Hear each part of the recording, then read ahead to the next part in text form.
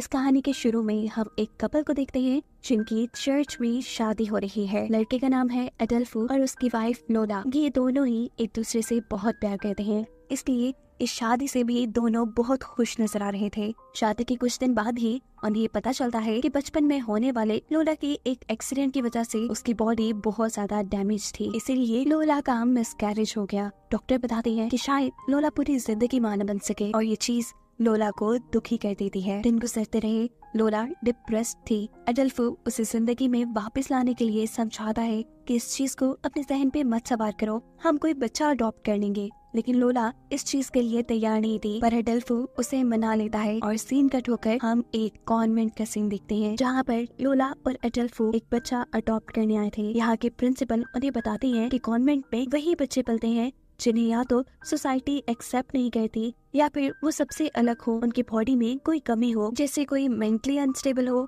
या फिजिकल। अडल्फो यहाँ प्रिंसिपल को बताता है कि लोला भी एक कॉन्वेंट में ही पली है, जबकि लोला को तो हम यहाँ पे काफी कंफ्यूज और डरा हुआ महसूस कर रहे थे, ऐसे जैसे उसे अपना पास्ट याद आ रहा हो। यहीं करीब लोला को म्यूजिक की आवाज आती है, जिस आवाज को फॉलो करते हुए वो एक चर्च में पहुंचती है और देखती है कि चर्च में टिन और टीना नामी दो बच्चे ये म्यूजिक प्ले कर रहे थे, जो लोला को बहुत पसंद आता है। अचानक वहाँ आसमानी बिजली चमकती है और ये दोनों बच्चे डर कर लोला के पास आ जाते हैं। वो लोला से कहते हैं शायद गॉड हमसे नाराज है। लोला उन्हें समझाती है ऐसा कुछ नहीं है, ये बस बिजली चमक रही है। ये बच्चे लोला के गले लग जाते हैं और लोला को इनसे किसी किस्म की अट्रैक्शन फील होती है, इसीलिए वो अडल्फो को एक छोटे बच्चे के बजाय इन्हें अडॉप्ट करने की बात कहती है। पहले तो अडल्फो इनकार करता है, लेकिन यहाँ लोला अपनी बात मनवा लेती है और ये लोग इन दोनों बच्चों को अडॉप्ट करके घर ले आते हैं। रास्ते में अडल्फो मॉडर्न म्यूजिक सुन रहा था, जिसे सुनकर ये बच्चे कहते हैं ये म्यूजिक तो डेविल का है। उनकी इन बातों पे अडल्फो और लोला दोनों हंसने लगे थे और ये बात जान गए थे कि ये बच्चे बाहरी दुनिया से बिल्कुल अलग हैं। उन्हें शायद अब तक इस दुनिया के बारे में कुछ पढ़ाया ही नहीं गया। घर आने पर रात में डिनर के बाद टिन और टीना अडोल्फो को जीसस क्राइस्ट का एक क्राउन पहनाते हैं और लोला को एक होली चेन। खाना शुरू करने से पहले फिर टिन और टीना लोला और अडोल्फो को प्रेयर करने को कहते हैं, लेकिन लोला ऐसा नहीं करती। वो तो इस टाइम अपनी चेन को भी गौर से देख रही थी। ऐसा लग रहा था कि जैसे वो इन चीजों को ना मानती हो। अब जब लोला रात में इन दोनों को रूम में सुलाने के लिए जाती है तो वो देखती है कि टिन और टीना के सामान में बहुत सी बाइबल और होली क्रॉस रखे हैं। टिन और टीना क्रिश्चियन थे और उनका मानना था कि ये क्रॉस पूरे घर में लगा देने से डेविल उनके घर नहीं आएगा। लोला उनकी बातों को इग्नोर कर खुद सोने चली जाती है। जब वो सुबह उठी तो उसने देखा कि बच्चे पहले ही उठ चुके थे। लोला उन्हें नाश्ता देती है और टेबल पर टिन और टीना लोला को बताते हैं कि वो जीसस को देख सकते हैं। सिर्फ यही नहीं, अगर लोला चाहे तो वो लोला को भी दिखा सकते हैं। ये बात कहते ही टीना उठकर टिन के मुंह को एक शॉपर से बांध देती है, जिन्हें देखकर लोला घबरा जाती है। टिन बिल्कुल मरने ही वाला था और उस टाइम पर वो लोला के पीछे इशारा करते हुए कहता है कि मैं जीसस को देख चुका हूँ, और यहाँ टिन उन्हें छोड़ देती है। इससे पहले कि लोला उनसे इस बारे में कोई बात कर पाती, ये लोग मस्ती शुरू कर देते हैं और लोला उनकी इस हरकत को भूल जाती है। अगले दिन इन दोनों बच्चों का स्कूल एडमिशन हो जाता है। स्कूल के पहले ही दिन एक बच्चा इनको बहुत बुली करता है, बहुत तंग करता है। वो इन्हें ड्रैकुला कहकर चिढ़ाता है, लेकिन इनको तो पता ही नहीं था कि ड्रैकुला कौन थे। वो ये सारी बातें आकर लोला को बताते हैं। लोला उन्हें समझाती है कोई बात नहीं, ऐसे परेशान नहीं होते, आप लोग दुनिया के सभी लोगों से थोड़ा अलग हो, इसीलिए आप लोग को एडजस्ट करने में, लोगों के साथ घुलने मिलने में, ये दुनिया देखने में थोड़ा टाइम लगेगा। जहाँ लोला उन्हें बताती है कि मैं भी आपकी तरह थी, मैं भी सब बच्चों से अलग थी, क्योंकि मेरे पास एक पाँव नहीं है। मैंने अपने इस पाँव और अपने मॉम डैड को बचपन में ही एक कार एक्सीडेंट में खो दिया। मुझे भी दुनिया ने बहुत मुश्किल से एक्सेप्ट किया। टिन और टीना उसकी बातें समझ भी जाते हैं। रात होने पर लोला देखती है कि उसके पूरे घर में क्रॉसिफिक्स लगे थे, ये नहीं जीसस के क्रॉस, और ये चीजें लोला को परेशान कर देती हैं। वो अडल्फो से बात करती है और कहती है कि मुझे ये बच्चे बहुत ज्यादा ही रिलीजियस लगते हैं। अडल्फो जवाब में कहता है जाहिर सी बात है, कॉन्वेंट में पढ़े हैं तो रिलीजियस तो होंगे ना। लोला अब जब उन्हें सुलाने जाते हैं तो ये लोग लोला के साथ खेलने लग जाते हैं। खेलते खेलते अचानक वो लोला के मुंह के ऊपर एक शॉपर डाल देते हैं, बिल्कुल ऐसे ही जैसे कुछ दिन पहले टीना ने टिन के मुंह पर डाला था। लोला बिल्कुल मरने ही वाली थी, लेकिन वक्त पे यहाँ अडल्फो आ गया। वो इन दोनों बच्चों को डांट कर यहाँ से ले जाता है। वो जब अपने रूम में बैठी थी तो यहाँ पर दोनों बच्चे आकर उससे माफी मांगते हैं और कहते हैं कि हमें ऐसा नहीं करना चाहिए था, हमें इसकी सजा मिलनी चाहिए। लेकिन लोला कोई भी सजा देने से मना कर देती है। यहाँ हम देखते हैं कि लोला के पास जो लोला का डॉग था वो इन दोनों को देखकर हमेशा से भौंकने लग जाता था। इस टाइम भी वो यहाँ से जाने के लिए लोला के हाथ पे बाइट करके अपने आप को छुड़वा कर भाग जाता है। पता नहीं क्यों वो इन बच्चों से डरता था। अब इन बच्चों ने तो यहाँ ये नोटिस किया कि डॉग ने लोला को काटा है, तो इसका मतलब उसने एक गुनाह किया है जिसकी सजा तो उन्हें मिलनी चाहिए थी। रात होने पर सबके सोने के बाद ये दोनों बच्चे डॉग के खाने के अंदर स्लीपिंग पिल्स मिला देते हैं। डॉग के सोने के बाद वो उसे खींचकर घर के अंदर लेके आते हैं, जिसके बाद ये दोनों मिलकर उस डॉग को काट देते हैं।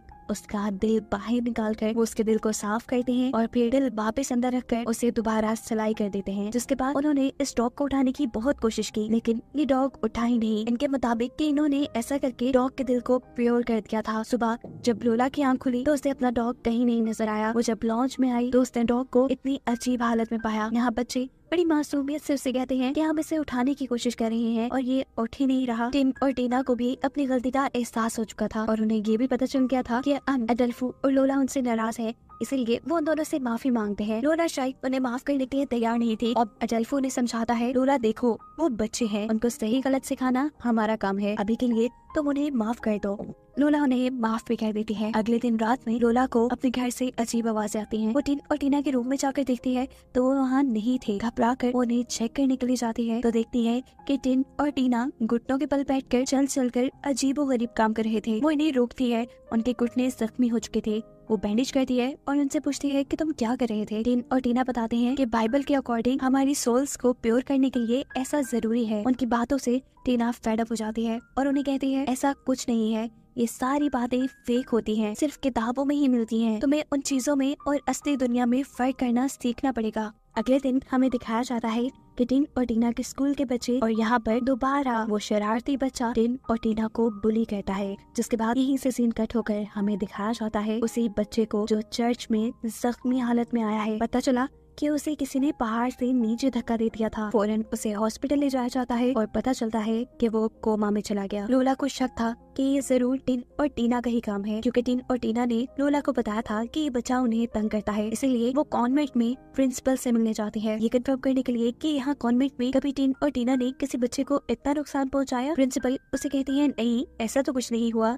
जिसके बाद लोला घर आ जाती है। घर आने पे अजीब तरह से उसकी तबीयत खराब हो रही थी, उसे चक्कर आ रहे थे। डॉक्टर के पास आने पे पता चलता है कि वो प्रेग्नेंट हो गई है। इतनी बड़ी खुशी उसे मिल जाएगी उसे यकीन ही नहीं था। लोला के साथ साथ एडल्फो भी बहुत खुश था। उसकी जिंदगी ने जैसे एक नया मोड़ ले लिया था। अब वो खुश रहने लगी थी और टिन और टीना भी उसे ज्यादा तंग नहीं करते थे। काफी वक्त ऐसे ही गुजर जाता है और एक दिन लोला को टिन और टीना की बाइबल में से 2 ड्राइंग्स मिलती हैं। एक ड्राइंग में उन्होंने ड्रॉ किया था कि उन्होंने लोला के डॉग के साथ क्या किया, और दूसरी ड्राइंग में उन्होंने उस शरारती बच्चे को पहाड़ से गिरते हुए ड्रॉ किया था। और इस बात से लोला को कंफर्म हो गया था कि उस बच्चे के साथ जो भी हुआ है उसके पीछे टिन और टीना है। वो उस बच्चे की मॉम को फोन करके उनसे उस बच्चे के बारे में पूछती है तो पता चलता है कि वो बच्चा मर गया है, जो सुन लोला को बहुत बड़ा धचका लगता है। इसके बाद वो टिन और टीना के सारी रिलीजियस चीजों को एक बॉक्स में बंद कर देती है और कहती है कि आज के बाद यहाँ रिलीजन से मुतालिक कोई बात नहीं होगी। इसके बाद वो सोने चली गई। सुबह उठी तो उसने देखा कि उसके सारे बाल कटे हुए थे और वो ये बात जानती थी कि ये काम भी टिन और टीना ने किया है। लोला अब इन दोनों बच्चों से डरने लगी थी। वो डॉल्फो को भी छुट्टियां लेकर उसी के साथ रहने को कहती है, क्योंकि उसकी कंडीशन भी ठीक नहीं। लेकिन यहाँ पे एडल्फो से कहता है तुम ज्यादा ही सोच रही हो, ये भी तो हो सकता है कि तुम्हारे जो बाल झड़े हैं ये प्रेगनेंसी की वजह से हो। वो अब लोला के साथ साथ टिन और टीना को भी समझाता है कि तुम्हें एक दूसरे की केयर करनी होगी, तुम लोग ही फैमिली हो, एक दूसरे का सहारा हो। ये समझाने के बाद वो घर से चला जाता है। अगले दिन जब लोला की आंख खुलती है तो उसने देखा कि उसके दोनों हाथों को बेड से बांध दिया गया था और टीना जबरदस्ती उसे दूध पिलाने की कोशिश कर रही थी। जब लोला ये दूध नहीं पीती तो टिन एक इंजेक्शन में दूध भर के लोला के पेट में इंजेक्शन लगाने लगता है।